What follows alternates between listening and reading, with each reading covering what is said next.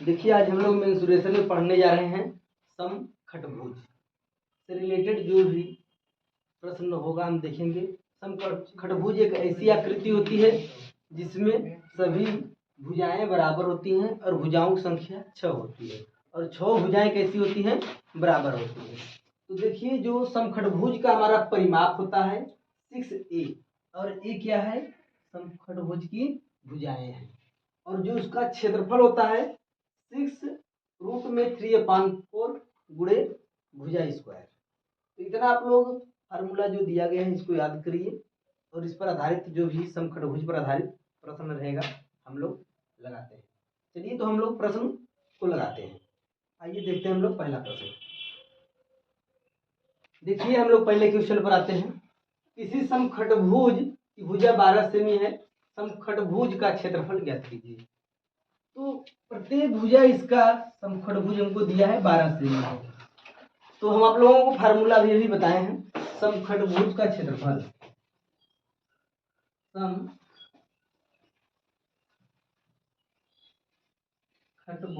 का जो क्षेत्रफल होता है 6 गुणे √3/4 गुणे भुजा स्क्वायर होता है।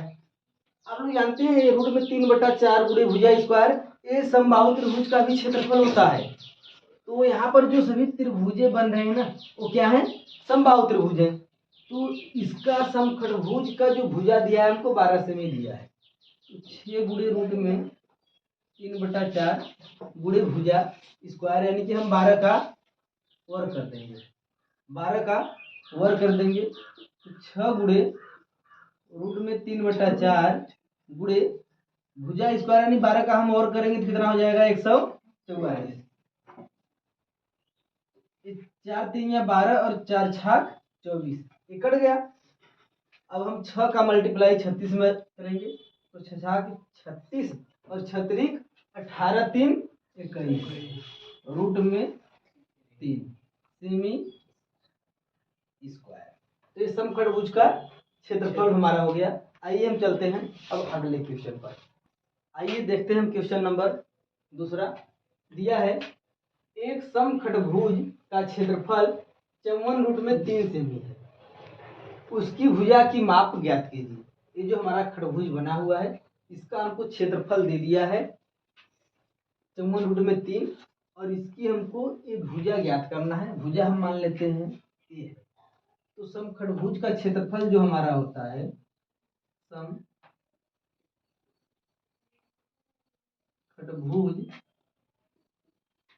का क्षेत्रफल का फार्मूला आप लोगों को हम बताए हैं 6 गुणे √3/4 गुणे भुजा का स्क्वायर। तो क्षेत्रफल की जगह पर हम 54√3 रख देंगे।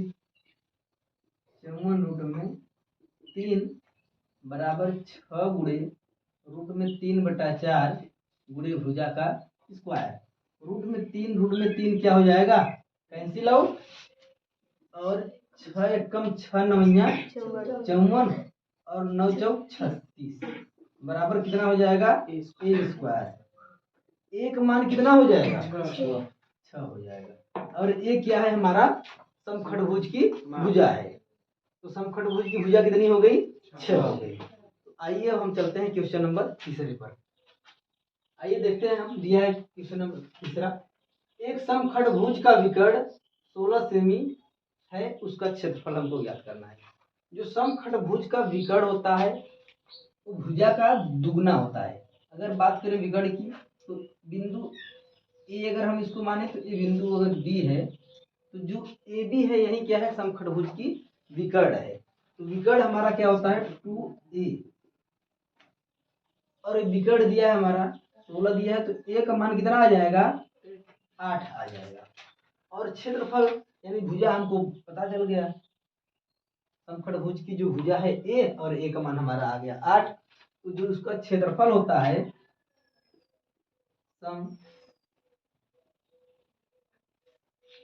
समखटभुज का क्षेत्रफल 6 गुणे √3/4 गुणे भुजा का स्क्वायर। तो यहाँ से हम कर सकते हैं 6 गुणे √3/4 3/4 और भुजा का मान हमारा 8 दिया है, 8 का वर्ग हमारा कितना हो जाएगा 64। तो अगर हम इसको 4 से काटना चाहें तो 4 एकम 4 छाक 24, ठीक है।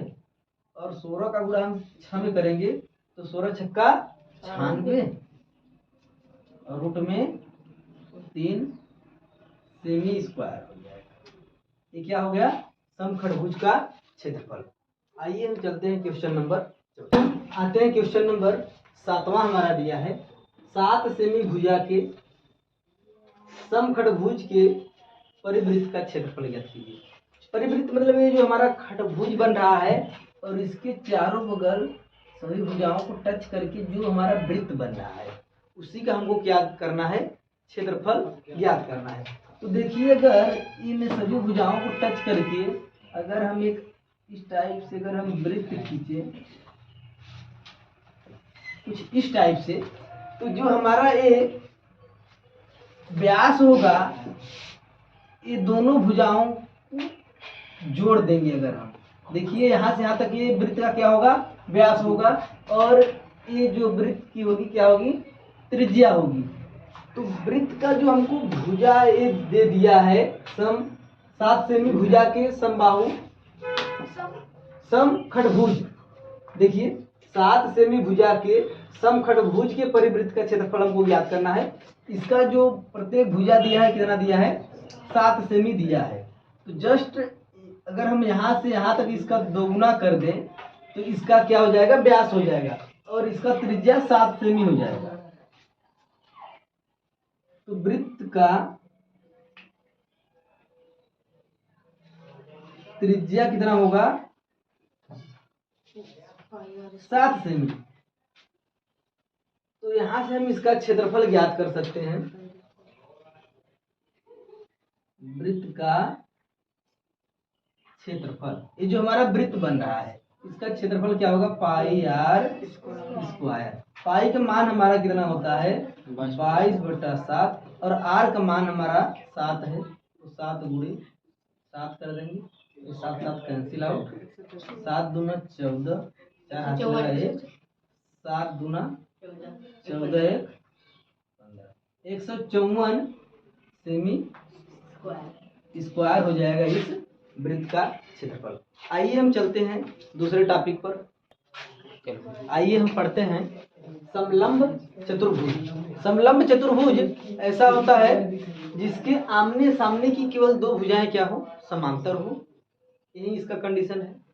और जो इसका हमारा क्षेत्रफल होता है 1/2 समांतर, एक समांतर भुजा हम ए माने हैं दूसरा समांतर भुजा बी माने हैं। समांतर भुजाओं का योगफल और गुणे उनके बीच की दूरी, समांतर भुजाओं के बीच की दूरी, ये हमारा सिंपल सा फार्मूला है। इस फार्मूले के आधार पर जो भी क्वेश्चन बनेगा उसको हम आइए देखते हैं। पहला क्वेश्चन चलो आइए हम लोग समलंब पर आधारित क्वेश्चन देख रहे हैं जो कि है किसी समलंब चतुर्भुज की समांतर भुजाएं क्रमशः 20 सेमी 25 सेमी और इनके बीच की जो दूरी है वो 18 सेमी है। समांतर भुजाएं दिया है 20 सेमी है और इसका मान समांतर जो भुजा है 25 सेमी है और जो इनके बीच की दूरी है ना लंबवत दूरी वो कितना है 18 सेमी। तो समलंब चतुर्भुज का क्षेत्रफल बताइए भाई। समलंब चतुर्भुज का क्षेत्रफल 1/2 a + b। समलंब चतुर्भुज का क्षेत्रफल कितना होता है 1/2 a + b। हाँ गुड बैठ जाओ। तो आइए इसका हम लोग क्षेत्रफल निकालते हैं 1/2 और इनके बीच की जो दूरी दिया है 18 सेमी दिया है। तो 2 से हम 18 को काट देंगे ये हो जाएगा 9 और समांतर भुजाओं को हम जोड़ देंगे कितना हो जाएगा ये 45 गुणे 9। तो गुणा करके बताइए दिव्यांशु पटेल कितना है 405। कितना 405 सेमी स्क्वायर। बैठ जाओ। आइए समलंब पर आधारित हम दूसरा क्वेश्चन देखते हैं। आइए चलते हैं हम क्वेश्चन नंबर 6 पर। एक समलंब का क्षेत्रफल 580 वर्ग सेमी है यदि इसकी समांतर भुजाएं क्रमशः 30 सेमी तथा 28 सेमी है, इनके बीच की दूरी ज्ञात कीजिए। तो देखिए ये 28 सेमी और 30 सेमी समांतर भुजाएं दिया है, दोनों समांतर भुजाओं के बीच की दूरी हमसे पूछ रहा है। तो समलंब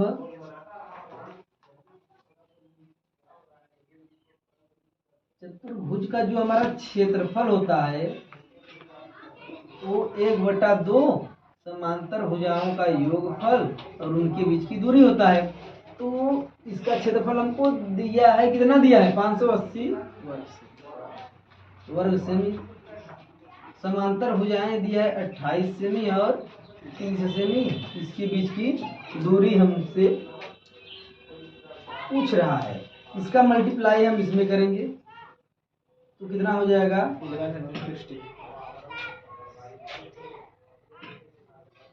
1160 और समांतर भुजाओं को हम जोड़ दें तो कितना हो जाएगा? 58 गुणे ऊंचाई।